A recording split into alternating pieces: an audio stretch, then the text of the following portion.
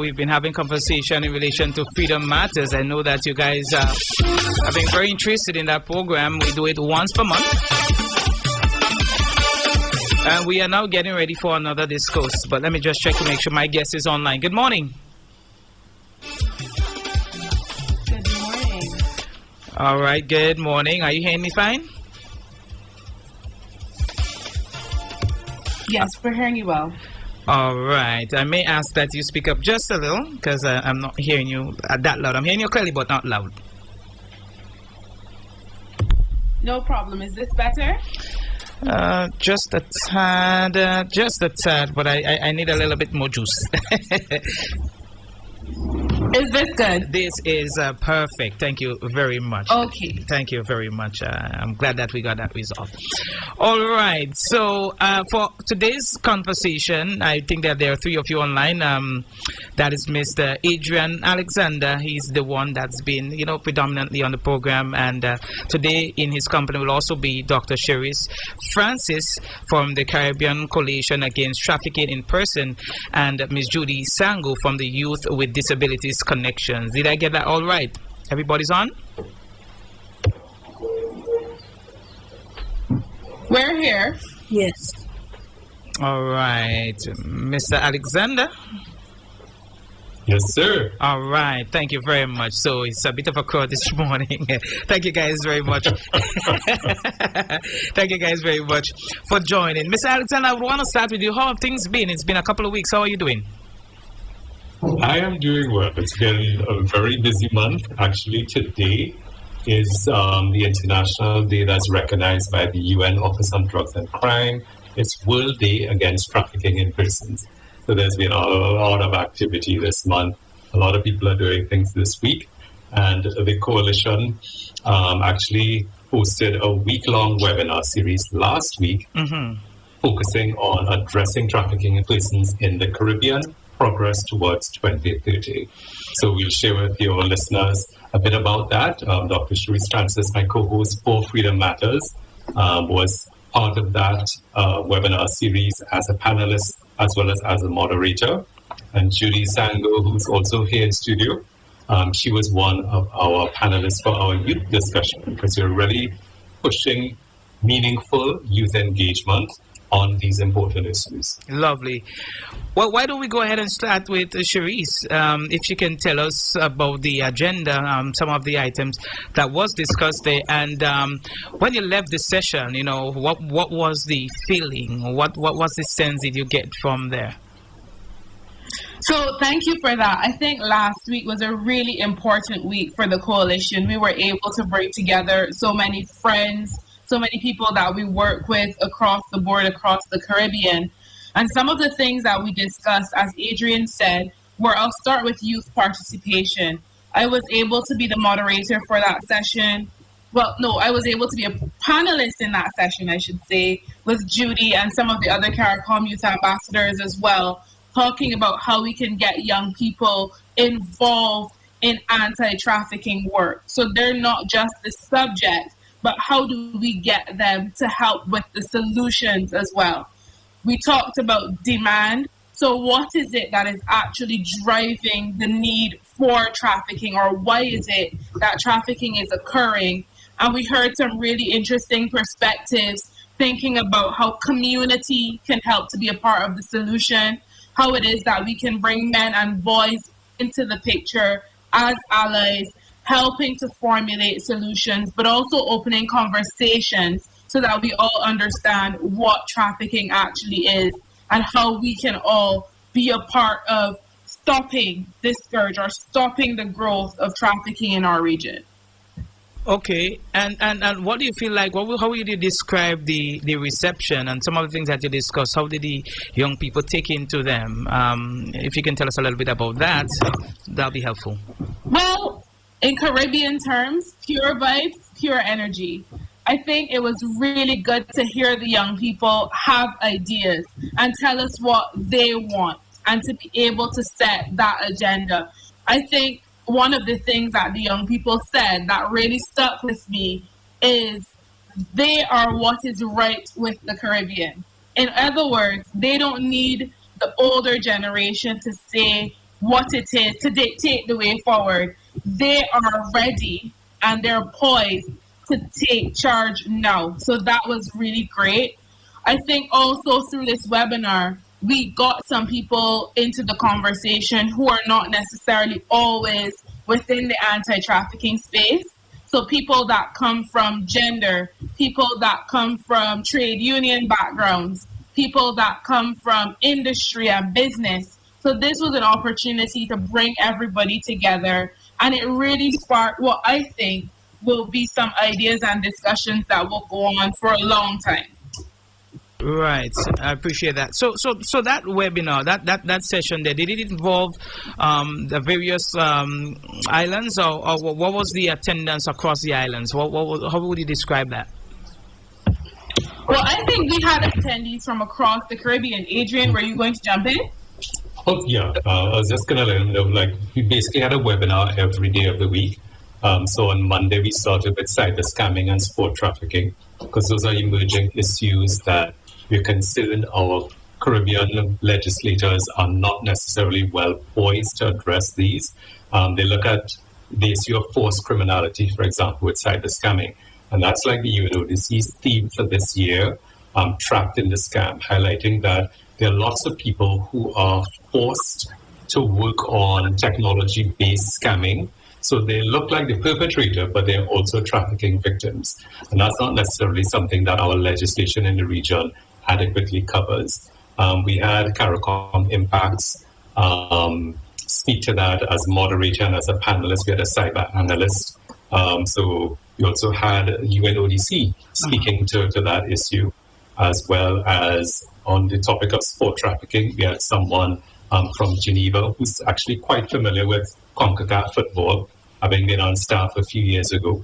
And the Office of the National Rapporteur on Trafficking Persons from Jamaica, because they're looking at addressing sport trafficking in their legislation. Right. So throughout the week, we would have had active participation, whether through moderators or panelists from Belize, Bahamas, Jamaica, Suriname, Dominica, Trinidad and Tobago, Barbados, and a few others that are escaping me right now.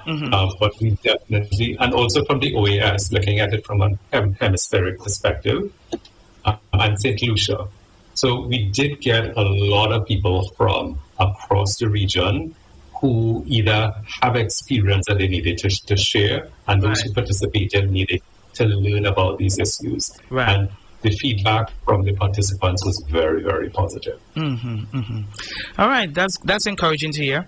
And what you say would be the biggest success story coming out from this seminar? Maybe one or two. What are the biggest success stories? I'd like Judy jump in on that. What stands out for her, and then Cherisse and I can probably add. Okay. Good morning to everyone. Well, I must say that the webinar was well put together. For me, two things that jump out was, just the whole idea of including groups and persons that are not normally a part of the conversation when we speak of human trafficking and things like this. So it was nice to see that as a young person with a disability, I could be a part of the panel. Because this is often a minority group that is often excluded from conversations like this, and also just to see young people in general be a part of a conversation where, normally we don't have a seat at the table when these discussions are held.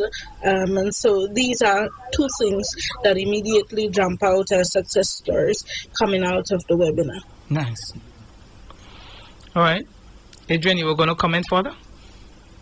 I think for me, one of the encouraging things that I see in this webinar series, as well as last year, was that with all of the international news going on about Haiti, we were able to include our CARICOM family members from Haiti in the discussions of last year's conference. And again, this year, Haiti was able to share with us some of their success stories in forming coalitions of civil society organizations to combat child domestic servitude, and also the dramatic explosion of survivor-led networks. So they started with 2 survivors of child domestic servitude, and now they have like about 1,500 or so people who are involved in the different communities. And they still do their work, notwithstanding what the international news is telling us is happening in Haiti, because it's not bringing the entire country to a halt, right? Right. So I love that we were able to get their input. We had a translator for the survivor who was speaking in Haitian Creole. We had that lovely melting pot that is the Caribbean taking place. And we didn't shy away from thorny subjects either. As Cherisse was mentioning earlier, the topic of demand. Male demand drives human trafficking for sexual exploitation, and we didn't shy away from that conversation. We also have the issue, of course, that your listeners may be aware of that took place last Friday, where the U.S. Has finalized tariffs on 60 different countries, including 3 in our region, Trinidad, Guyana, and the Bahamas, right? It's all about the countries not doing enough as far as the U.S. Trade Representative is concerned to prohibit the importation of goods made with forced labor, which subsequently are included in manufacturing processes to finalize products that are then exported to the U.S., right? So we spoke about things like that. We spoke about how can, at a global level, through the ISO standards, but also at a regional level, what do we need to do to ensure that our companies, our businesses, even small businesses, right, are not contributing to human trafficking through labor practices that are definitely illegal or exploitative of the individuals. Right. And we also dealt with self-care. Mental health isn't something that we often talk about in our region.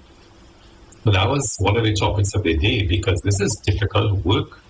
Like you're listening to people's accounts of some of the worst periods of their lives.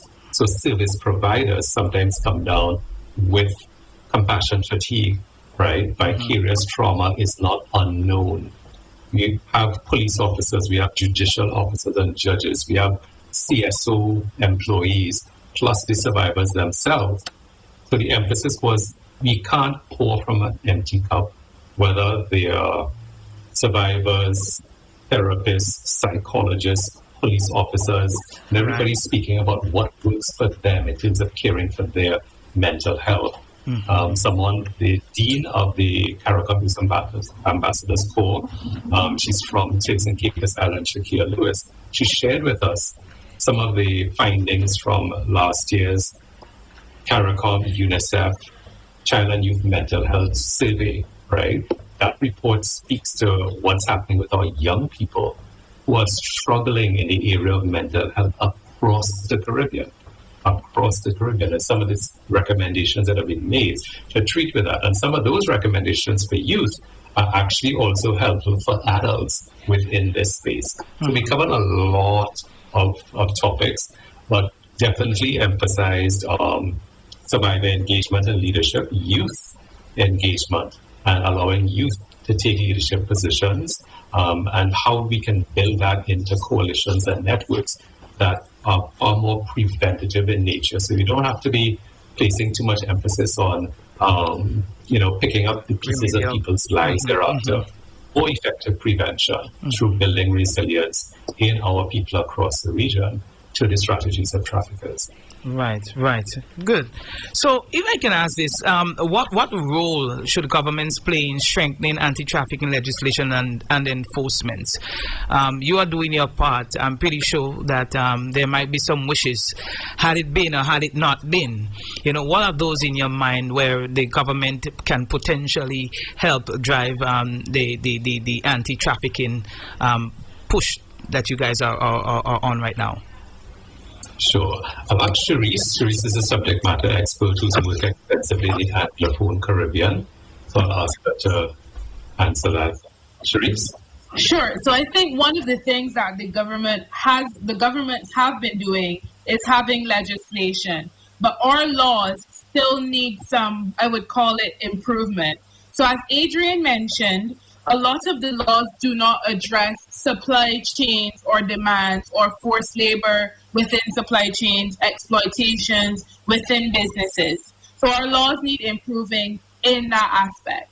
Also, there's a lot of trafficking that happens in the Caribbean that is furthered by some of our cultural nuances. And I know this would have been talked about on the Freedom Matters previously. But our laws also need to reflect and catch up with who we are as Caribbean people. So that's one place that the government could and should work on anti-trafficking improvement.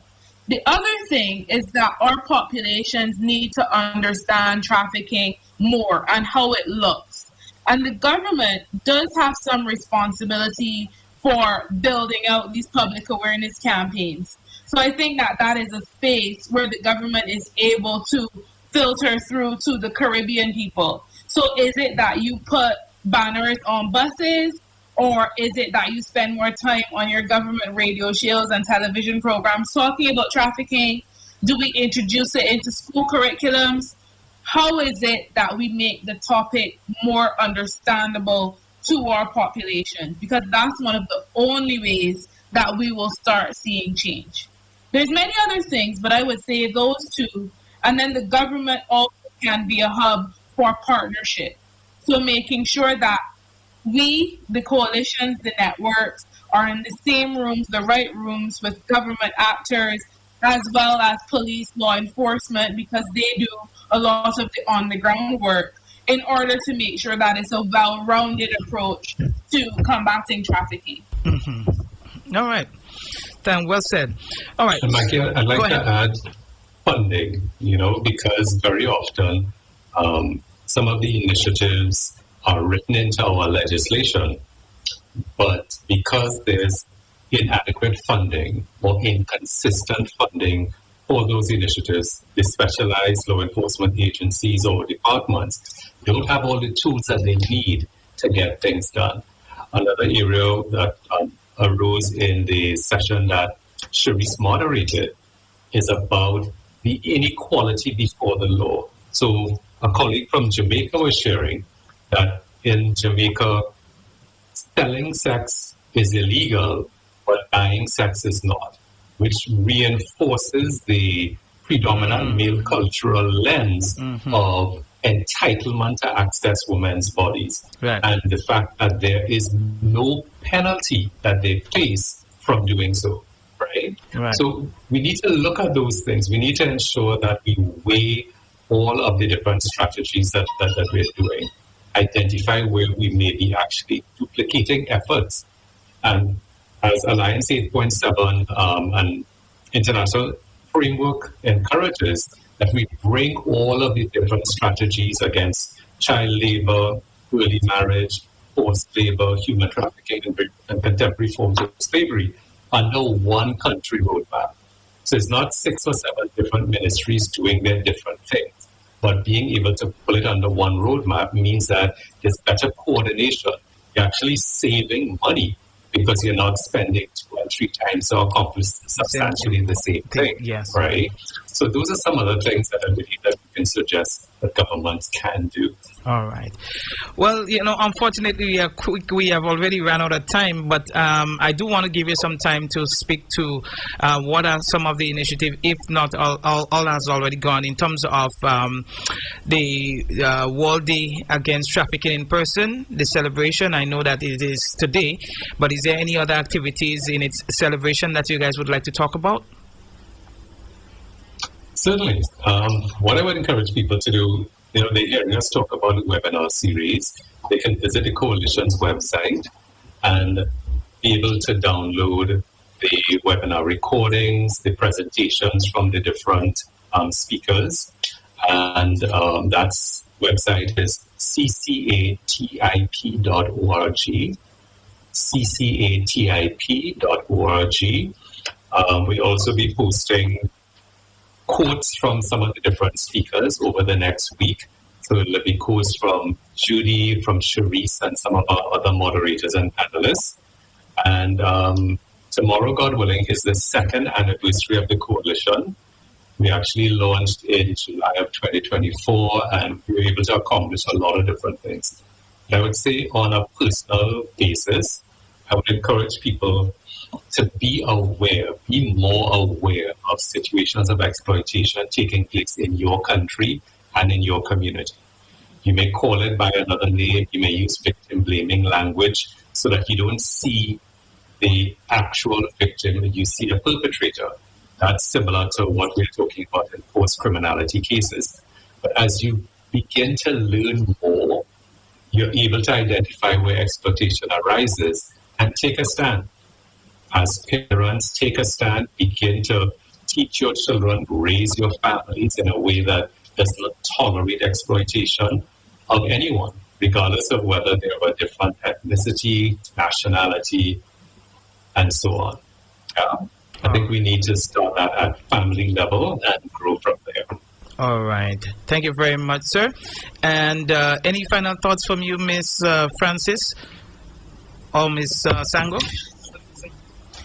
I think that Adrian summed it up perfectly, but I would just encourage everyone again to just go find out, see what the coalition is doing, and also to pay attention to your surroundings.